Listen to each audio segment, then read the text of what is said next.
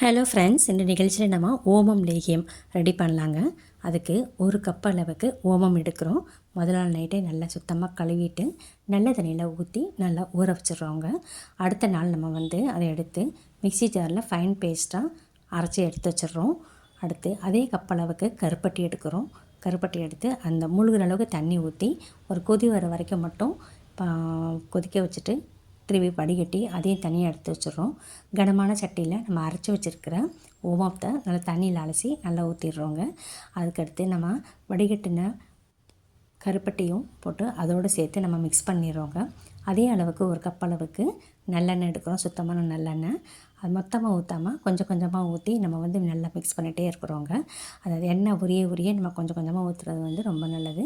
அதேமாதிரி திக்கான பாத்துக்கு வரவுமே அதை இறக்கி ஒரு சம்பளத்தில் எடுத்து அடைச்சி வச்சுக்கிட்டோம்னா தினமும் இரவு ஒவ்வொரு ஸ்பூன் எடுத்து சாப்பிட்றது ரொம்ப நல்லதுங்க.